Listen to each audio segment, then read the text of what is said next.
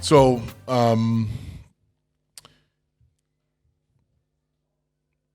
in the strategy that we did actually employ, we had the mayor's office, and then there were some things that we had set out strategically that we wanted to accomplish through the mayor's office to create some new conditions that would enable cooperatives to grow and thrive in our community. And I worked in the mayor's office, directly working on these particular things, but unfortunately, none of those ever came to pass because the day that they were supposed to be decided upon, the mayor died. Yeah. Literally, I'm not joking. That was that day.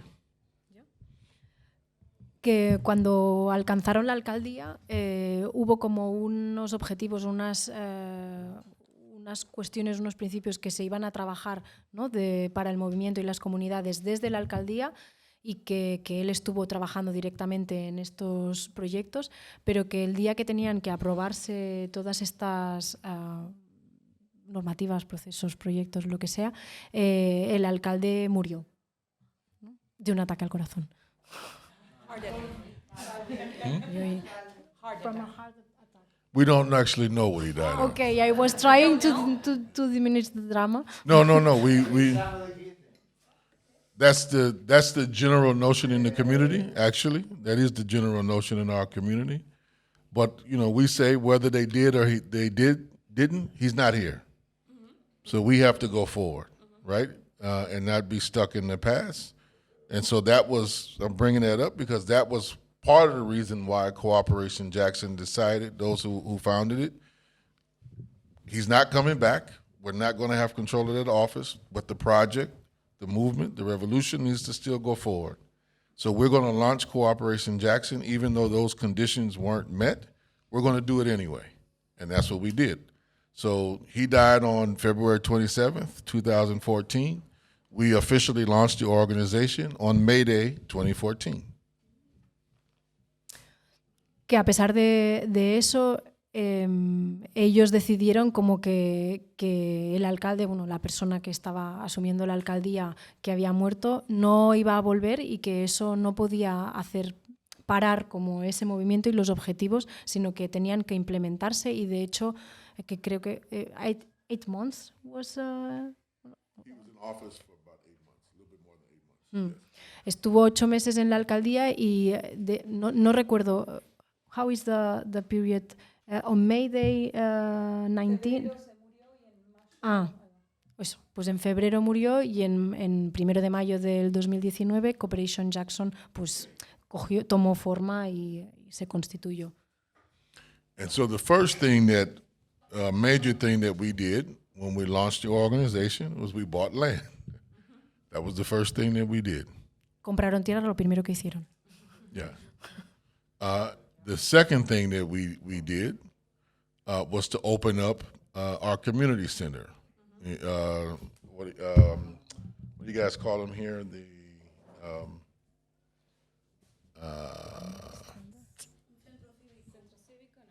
No. It's Ateneo.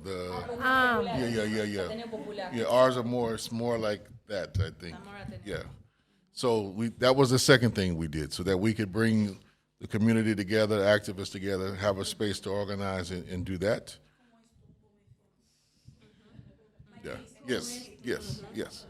Yeah, that was the second thing. The third thing that we did was start farming, because the critical objective was to ensure, one of the first political objectives was to make sure we start working towards food sovereignty in our community, understanding historically and more recently from Hurricane Katrina, how food was used as a weapon against the Black community.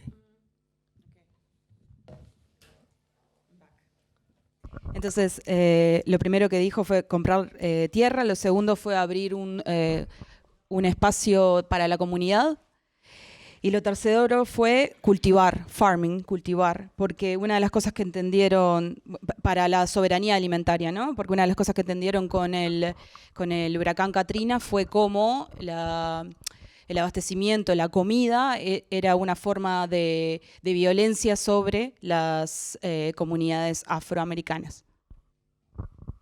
The fourth thing that we did, and we did these in strategic order. This wasn't happenstance. A lot of stuff after has been happenstance, but these weren't happenstance.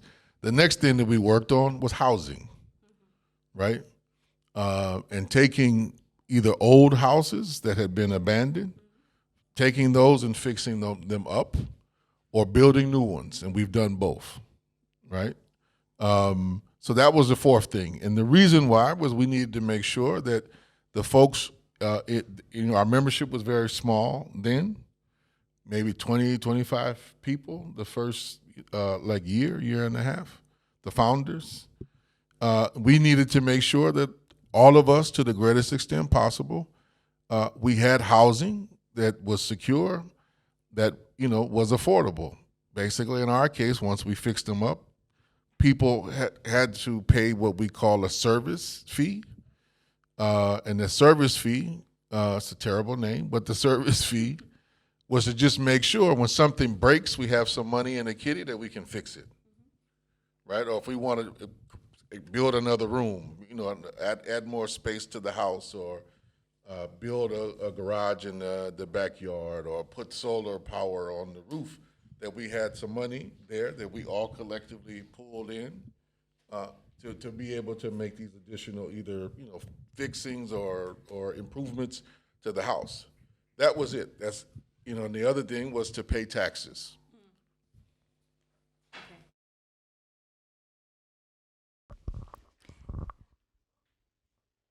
Entonces la cuarta cosa que hicieron fue hacer casas, housing, hacer casas. Entonces para eso tomaban ya sea casas viejas y las restauraban, o construían casas desde cero. Y al principio eran 20, 25 personas quienes son las personas fundadoras durante un año y medio. Y lo que querían es que todas las personas que estuvieran en esta organización tuvieran una casa segura y digna. Entonces, y que fuera pagable, affordable, ¿no? Entonces, a su vez, lo que tenían era lo que tienen, still you have this, right? Yeah. Many more people. How many people are now? We have 500 dues paying members. 500 personas, okay. We have a couple of thousand more who claim to have members. Okay.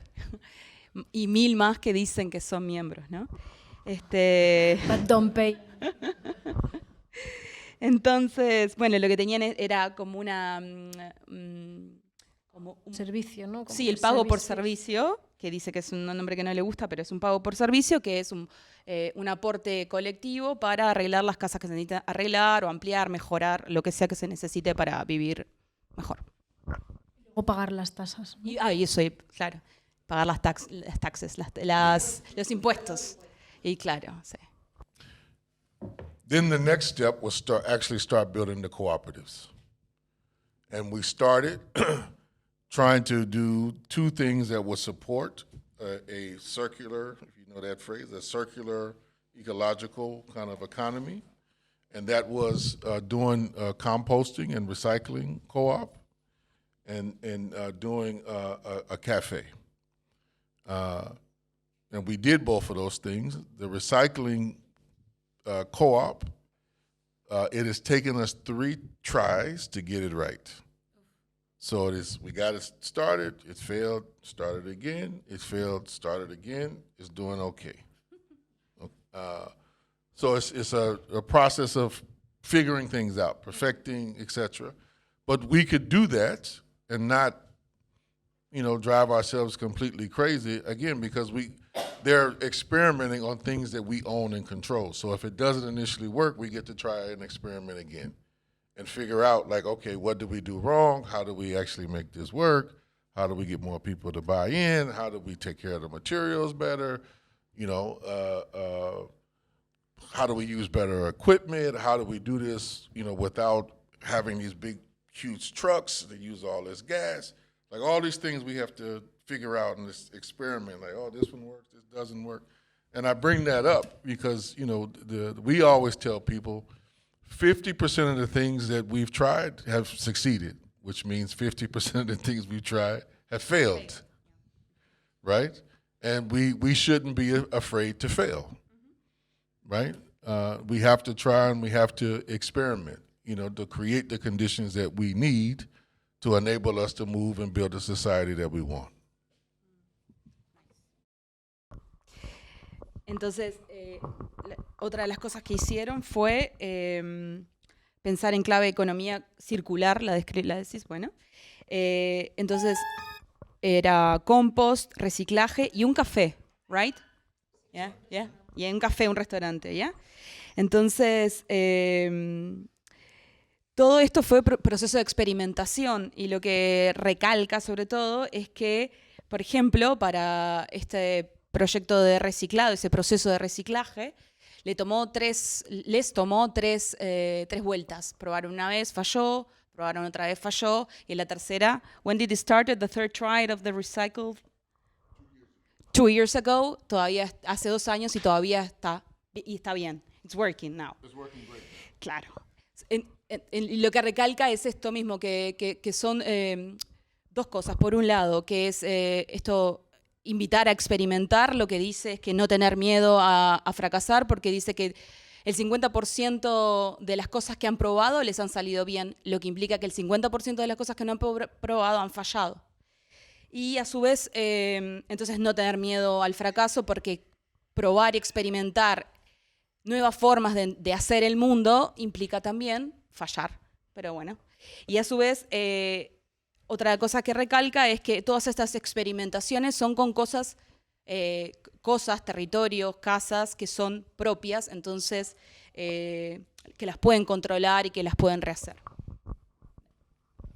So, as of now, let me try to remember these better, because I just remember one I did mention at the other talk before earlier today. So we have the co-ops that we have. There's Freedom Farms Co-op, that's the oldest. We have the Green Team, which is landscaping, that's the second oldest. We have Zero Waste, which is the recycling. Zero Waste of Jackson is the name of the co-op. We have the Community Production Co-op, which is a small manufacturing center, and it has kind of like 2 divisions. One made this T-shirt and does printing of banners and, you know, makes all this kind of stuff. And now they just bought some equipment to start being able to make books, so I'm looking forward to that soon. And then the other one makes like these special 3D print masks that we started producing in the middle of the pandemic, and we give those mainly away for free. What are those? It's a particular type of mask. Okay. Yeah. Okay. And they make furniture and weird little anime toys. Anime. Okay. Yes, weird little anime toys. Yeah, anime.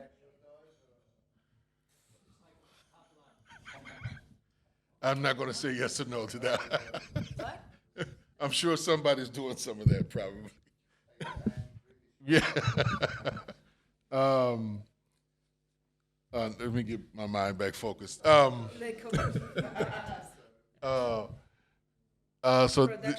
production cooperative, child care cooperative, and then well, I'll put that one in another category. So then we have another category of things that we call collectives. And the collectives, the difference between us, between a co-op and a collective, is the collectives don't have full-time employees. Like they're seasonal, or when there's work to be had, then they do work, right? And so like we used to have a full-blown construction cooperative. We don't anymore.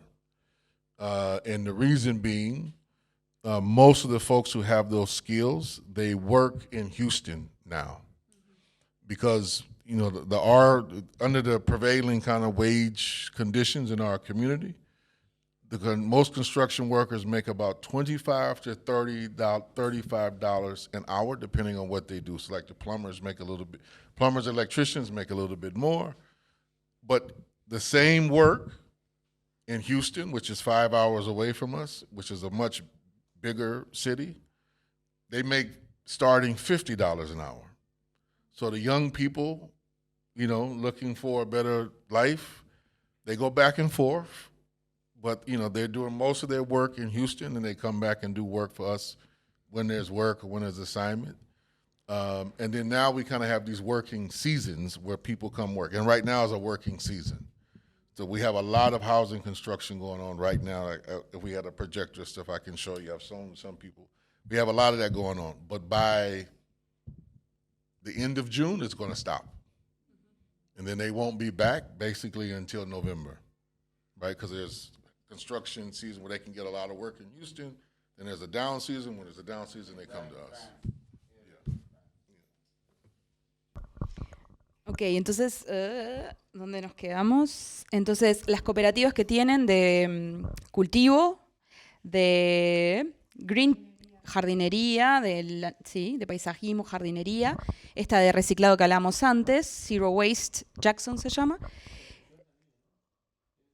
Sí, y tienen de producción donde manufacturan, por ejemplo, la camiseta que tiene, your t-shirt, banners como estos, y a su vez ahora compraron equipamiento para producción editorial de libros, lo que le emociona bastante. Y también hacen mascarillas, muebles, juguetes de anime y cosas por ahí. También hay otra cooperativa de cuidado de infancias, y a su vez hace una diferencia entre lo que son cooperativas y colectivos, que también están en la misma organización, que los colectivos no tienen trabajadoras full time todo el tiempo, sino que trabajan de manera más como serían como contratos de a un tiempo. Por ejemplo, en la construcción antes era una cooperativa y ahora es un colectivo. ¿Por qué? Porque hay una diferencia salarial entre Jackson, que ganan entre $20 y $25 por hora. No, entre 25 y 35. 25, 35 you said? Yeah, an hour. Yeah. En Jackson. Y 50 en Houston. Entonces muchas de las personas que trabajan en la construcción van a Houston a trabajar. Entonces, como para compatibilizar esos dos, porque además hay como épocas, estaciones, de temporadas de trabajo en un lado y en el otro, entonces se habilita eso. Entonces de junio, when are they at Jackson, the constructive collective? They are now working, right? Y ahora están trabajando, y luego hasta finales de junio, y luego van a Houston, y así lo hacen todos los años. Y en noviembre vuelven, exacto. Yo os explico una cosa que antes lo ha explicado y ahora no lo ha dicho, pero que la otra diferencia que él pone entre cooperativas y colectivos, aunque los dos tienen papeles de cooperativa en realidad, es que los servicios que hacen las cooperativas están abiertos a todo el mundo, y lo que hacen los colectivos es solo para su comunidad de la Cooperation Jackson. Entonces hay una cooperativa de childcare, o sea, para cuidado de la infancia, que es como abierta a todo el mundo, pero el colectivo de childcare es solamente para los miembros del Cooperation Jackson. And some of the other ones collectives, so the cafe is now more of a collective. The pandemic, the people have not been coming back on a regular basis for it to stay open like all the time. People, when people see pictures of me here, I can tell you I'm going to be roundly criticized when I get home, because they're going to be, you didn't have your mask on and you were around other people. So, and part of that has to do with the age of our community. So we have a lot of older people in our community and part of our organization who have diabetes and a lot of healthcare problems. So they have pre-existing conditions. So people still take wearing masks in our community very, very seriously. So because of that, people are still not gathering in groups like this yet, in not too often.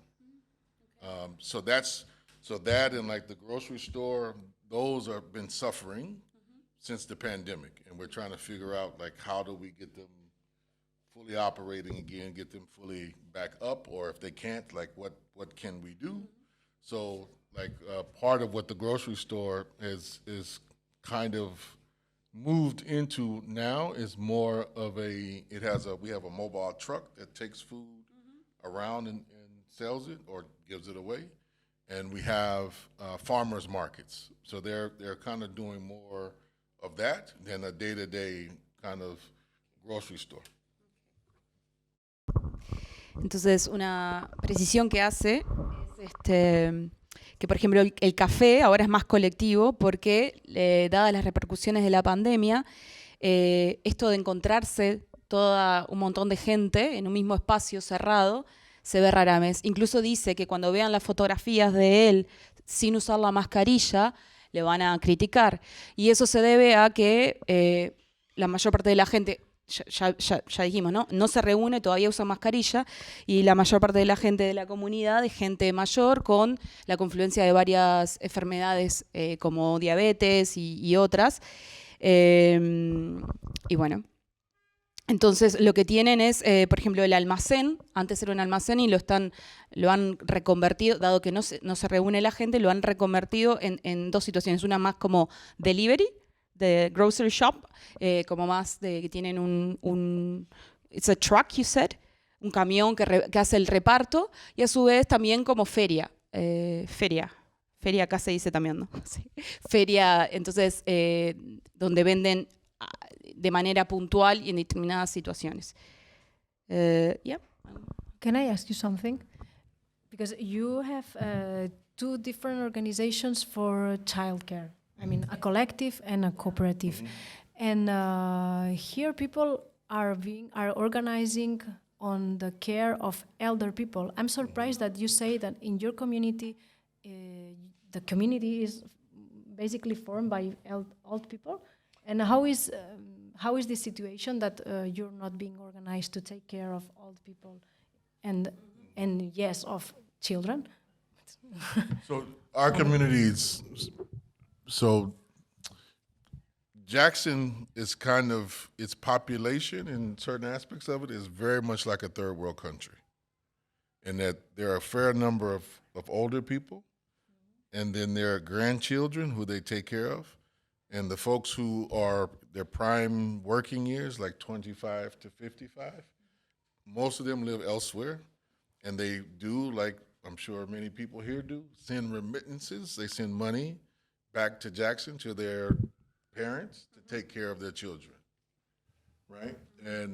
But what you have in Jackson, which is different than most other cities in the United States, you can go knock on almost any door in our community, and you'll find 3 or 4 generations of people living in one house. So because of that, people take care of their elderly inside of their own home. They don't send them to like elder care facilities. So there's typically somebody from a generation who stays. And this is one of the things that we've been talking about, like how gender dynamics play out in different ways. So typically, my father's Mexican, and they have a slightly different culture than black culture from the United States. So typically, Jackson is very similar to like parts of Mexico, where there's one child who basically stays and takes care of the elderly. Jackson is very much like that. So there's somebody who's there, typically taking care of the elderly folks, and they work part-time or they don't work at all, and their job is to take care of elderly. So for us, there's no great need to do elderly care because that's baked into the family structure. What there is a need is a lot of the old people don't have the energy to take care of the young people, or they need a break, or they want a break. Yeah, they want a break, or they need a break.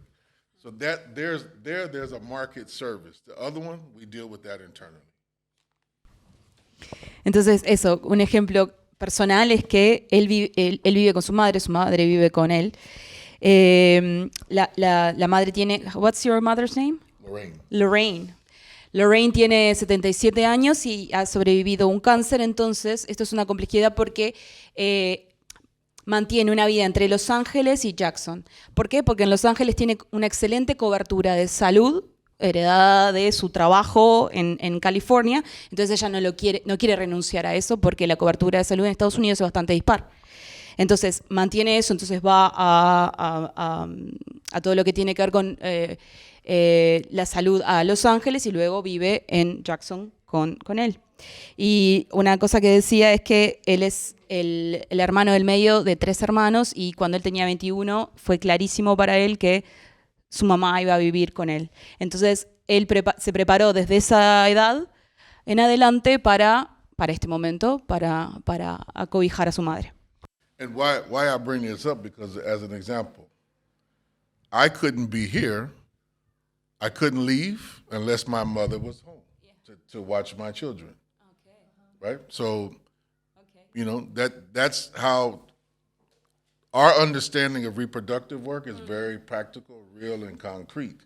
So I've learned to, you know, and this is the part that we do political education around, like, this is only possible because somebody else is doing labor that you don't see, but it's very critical for you to do other things in the world. And so, you know, it's a very reciprocal piece. And while I've been here, I've contracted with my comrades 4 times since I've been here. My mother needs a break. Someone be at the house, you know, so she can go whatever. She wants to watch TV. She wants to go for a walk. I need you there for like 4 hours. And okay, we got you, comrade. We know you're on the road. We you know, take care of them. They check in with me. Your mother's back. I'm leaving. You know, so this is how our system works, you know, and how we've been trying to fine tune it so that that's just not available to me, but it's available to everybody in the collective. Okay, y además trae este ejemplo porque dice que él está acá gracias a que su madre está cuidando a sus hijos, a sus hijas, y entiende que es una manera también de abordar el trabajo reproductivo, tomando conciencia y educando así. ¿Por qué? Porque él está acá por eso y lo tiene claro, y a su vez hay como una especie de contrato recíproco, hay como una reciprocidad en ese acuerdo. Y, por ejemplo, plantea que desde que ha estado en esta gira ha contactado a muchos de sus compañeros, compañeras, para que la cubran a su madre para que ella pueda hacer otras cosas, lo que tenga ganas, y así descansar, hacer lo que quiera. Y bueno, y de esa manera entiende que opera también como una educación en estos planos y que no es solamente con él que esto pasa, sino que es una cuestión comunitaria. ¿Quiere preguntar algo?